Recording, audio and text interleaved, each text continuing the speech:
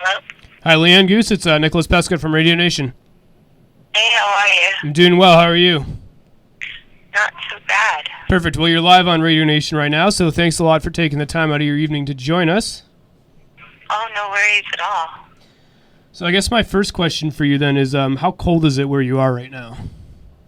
Right now, I don't even know what the temperature is outside. It's probably about 10 degrees. 10 degrees. Now that must feel pretty warm, considering it's probably about minus 15 to 25 on an average winter day. Well, it's not quite winter here. We usually won't, maybe about 20 years ago we'd see snow right about now, but with all the global warming and stuff, our winters have kind of averaged out. So we've been lucky and winter hasn't started just yet. Speaking of your music career and that sort of thing, you've got a really interesting career. Talk about what it was like, what your influences, who your influences were, and what it was like growing up in the Arctic. Because there's a lot of listeners out there that really can't relate to any of that. Wow. Well, growing up as a kid, my grandmother played guitar, and she taught my dad to play guitar. So there was always music going on in my house. My dad has been a musician up here for the last 50 years or so. And so I've always had musicians and all sorts of interesting characters around, all growing up through my life. As a kid, I lived out in the bush, which is like hunting camps and trapping camps. And at night, I spend a lot of time listening to the radio. In town, my grandmother had a large collection of vinyl records, so I listened to a lot of different styles of music. Classic country from back in the 20s, 30s, 40s, and 50s. And my dad's music as well, when he grew up in the 60s and 70s, and listening to all of his music. And then having grown up in the band and played with many musicians over the years, having the opportunity to play rock, metal, country, blues, and now delving a little bit into some softer stuff.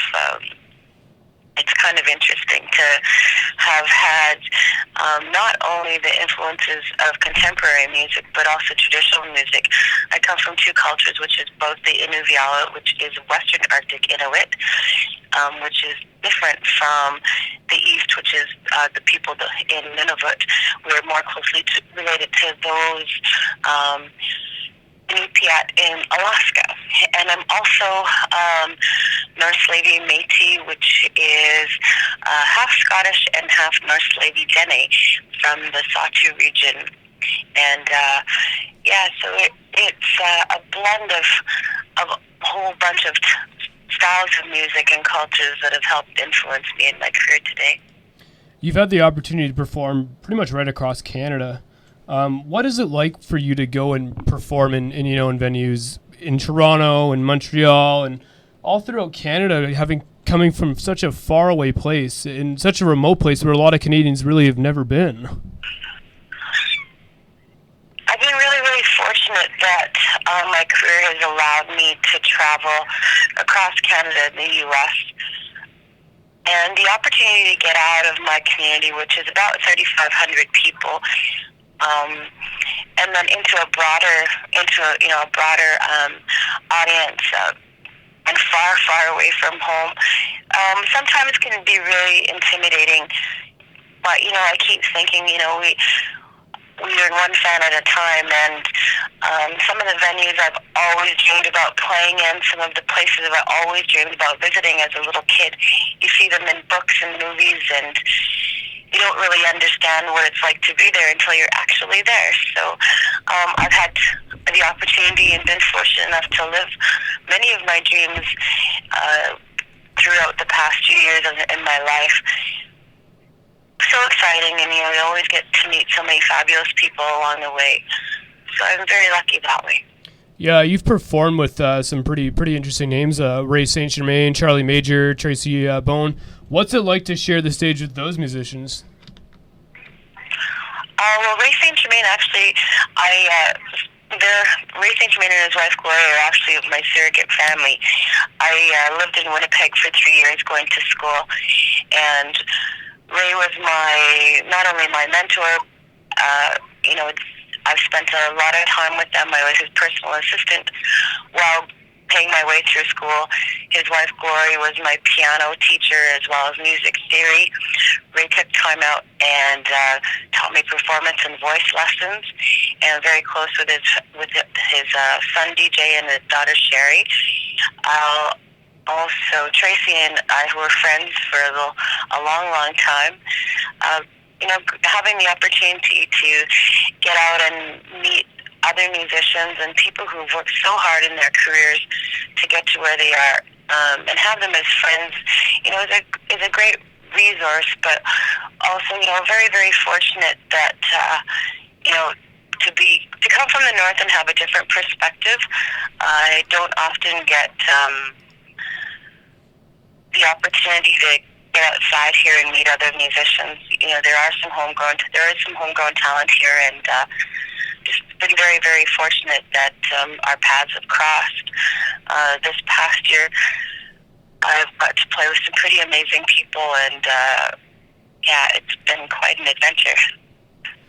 Talk to me about what's been the biggest challenge for you as a musician, whether it is location or just anything in general. I mean, what's been the biggest challenge for you? The biggest challenges for me, one, are the cost of travel to get out of here. I've been really, really lucky that one of the Northern Airlines has offered me a partial sponsorship, and I've worked really hard to get to where I am. And in saying that, if people want you, they'll pay for you to get to where you need to go. So I work really hard at being able to keep my music current, get out there and just work my butt off so that I can keep working, keep playing, keep performing, and keep traveling. On the outside of things, there isn't a recording studio up here, so being able to create new music, have it recorded, requires a lot of preparation. When I'm traveling, I try to pop into a studio here and there if I can. And I have a lot of friends out there who are studio owners, so sometimes I'm able to pop in and get a song done in just a couple hours. My last album we did in 4 hours, so that was quite the dedication. You had the opportunity to represent the Northwest Territories as a cultural ambassador at the 2010 Olympic Winter Games. Do you want to talk to me about that experience? What was that like? It was quite an honor, I will say that, to be amongst so many talented artists from across Canada and around the world, present my music and to share my songs as an ambassador for the Northwest Territories was pretty remarkable. I never thought that I would be able to have an opportunity such as that to represent my home. And I will say that I've had some really great experiences performing at some medal ceremonies, having the opportunity to meet other artists from around the world and share in the Olympic experience. I can say that, Vancouver was very, very crowded at that time, and to be able to walk down the street and see, the national pride in our people, and people visiting from all over the world, there to support, their athletes, there to embrace the spirit of the Olympics was really incredible. You've won a lot of awards, and you've been nominated for a lot of awards, and you've received a lot of recognition in your music. What's been, I guess, the most? What is there one award or nomination that you've received that's just been really, really special to you?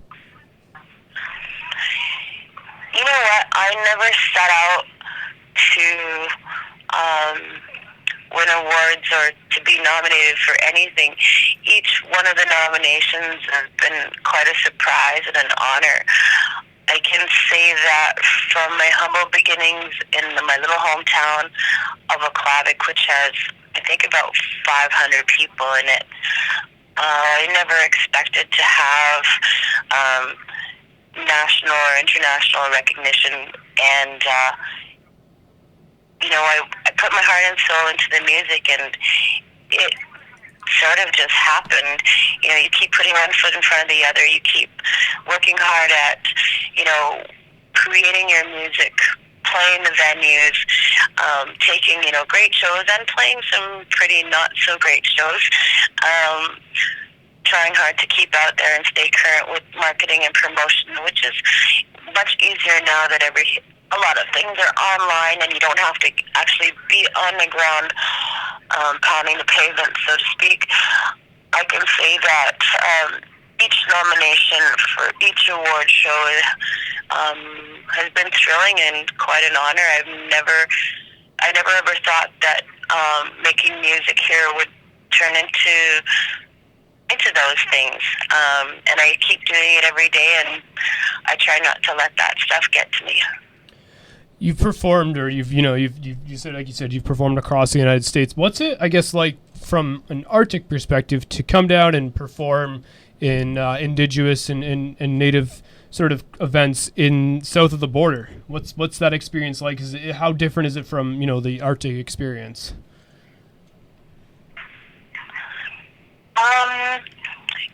It really depends on where you travel.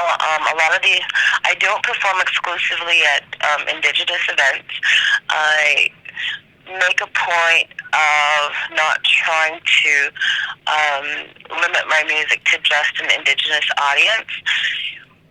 When I think of creating music, I'm not thinking of bows and arrows and feathers and fur.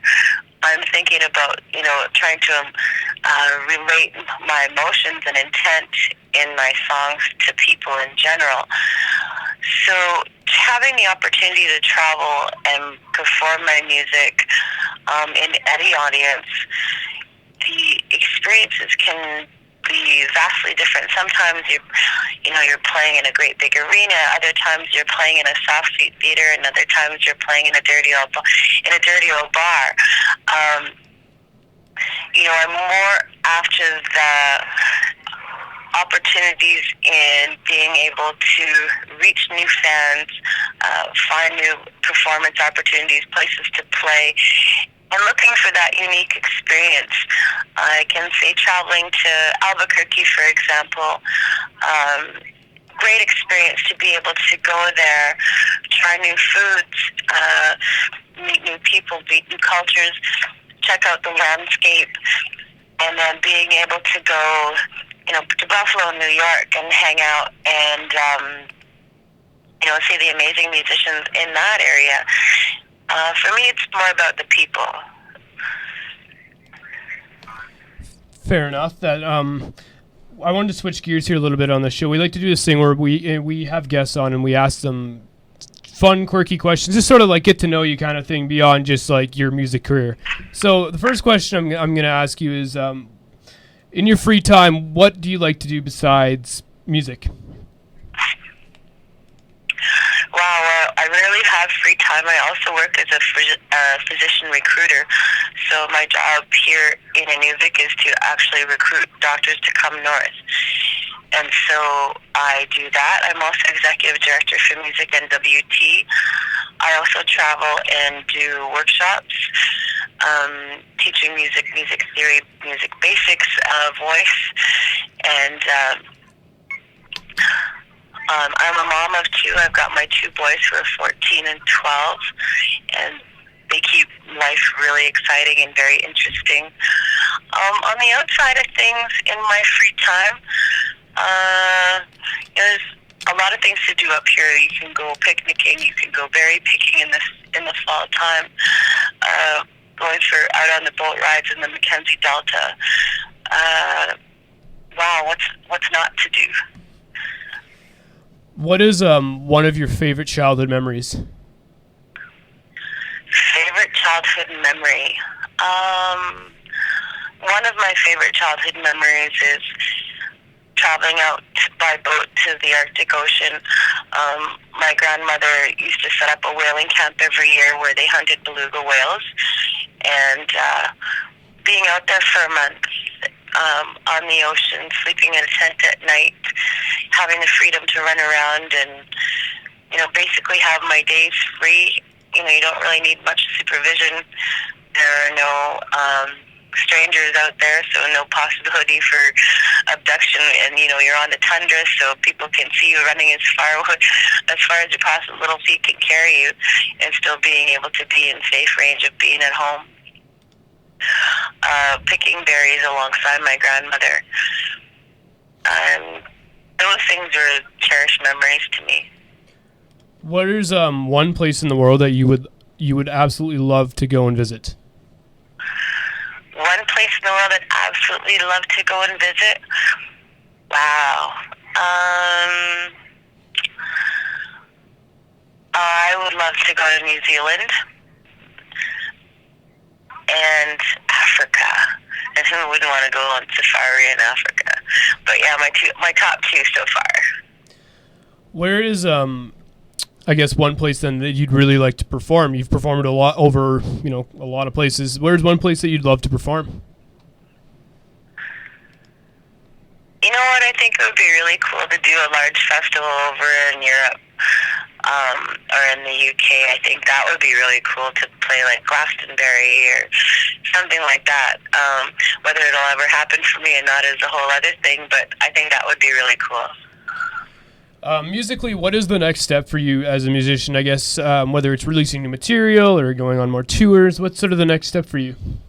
Well, I actually leave on tour Friday, so I'm gone and do a cross Canada tour, which is kind of funny.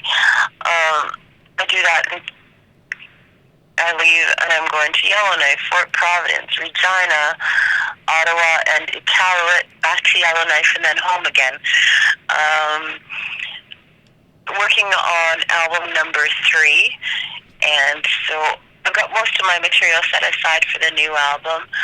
After that, we've got some award shows coming up, so my focus is on getting through those events and some of the side showcases that I am producing at those events.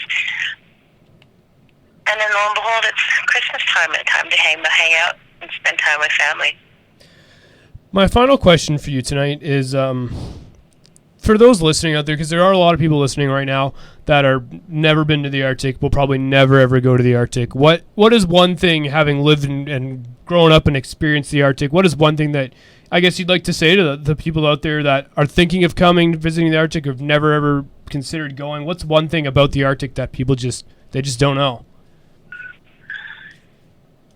Well, you have to come up to the Arctic to truly experience and understand what it's like.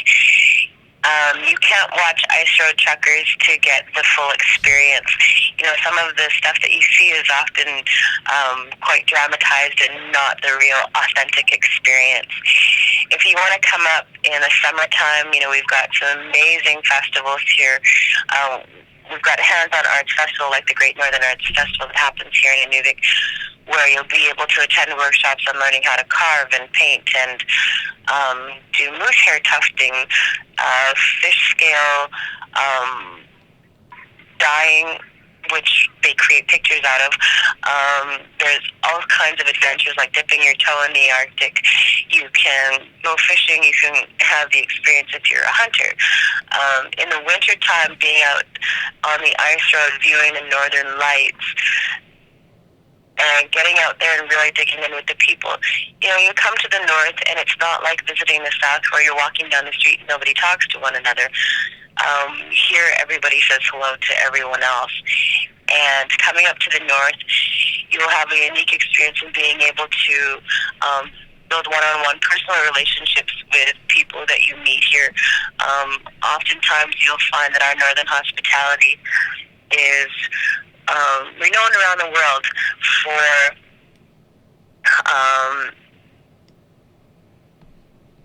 our hospitality. People will come up here, will have the ability to make friends with an elder who will teach them how to, for example, make a traditional meal and share that meal with them.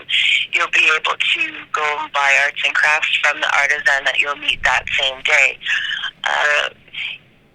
It's a unique place here on Earth, and I'm very, very proud to say that I do come from the North. Final question. I know I just said that was the last question, but final question before I let you go is how do people get a hold of you on social media and that sort of thing? Well, Well, you can find me everywhere. I'm on Facebook, like my fan page. It's Leanne Goose, which is pretty simple. I'm on Twitter. You can find me on my website, www.leannegoose.com, and there are free music samples available there for you as well. Yeah, look me up. I look forward to hearing from you. Perfect. Well, Leanne, thank you very much for taking the time out of your night to join us here on Radio Nation. It's been a pleasure, and it's been really an honor. Well, thank you so much for having me. It's been an honor to speak with you as well. I'm looking forward to the next time. Perfect. Well, let us know when your album comes out, and we'd be happy to have you back on before it comes out. You bet. Thanks so much. Cheers. Thank you very much. And there you have it. There is Leanne Goose from Inuvik, Northwest Territories, and she is a award-winning musician. And we're actually going to play one of her songs right now here on the show. She's blues, country, rock, a mix of everything with that northern sort of feel to it. And if you don't know what I mean, here is one of her songs. It is called Some Days.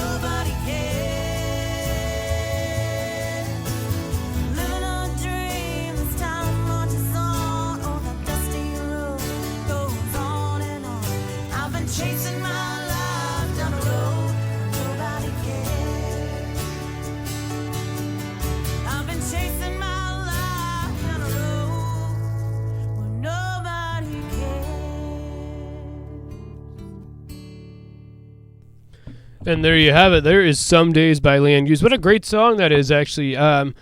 Definitely for those listening that were expecting something a little different. This is it. This is Leanne Goose, and it was awesome. It was awesome to hear that kind of music. So we're actually going to play another one of her songs called No Damn Good. And then we will get right back into the playlist here on Radio Nation. And it is now a 12:40 a.m. here in Toronto, Ontario. Going to go a little longer here tonight. Been glad to be back on air again. It is really, really nice to be back on air. As I know I mentioned this on the last broadcast, but it is just really good to be on air, to come in here and to know that the studio works and to just do what you love. It feels great. It's an awesome feeling, and it's nice to have listeners out there. It's nice to have people that actually want to hear our new music and hear the music that we do, because we put a lot of work into this. Whether it is the online content or whether it is the radio show, we do put a lot of work into it. And we want to thank each and every one of you for listening, because it is it's the reason we keep doing this. And we wouldn't be doing it if it weren't for the listeners out there, and there are lots of them. We got lots of them all over the world. So here it is, No Damn Good by Leanne Goose.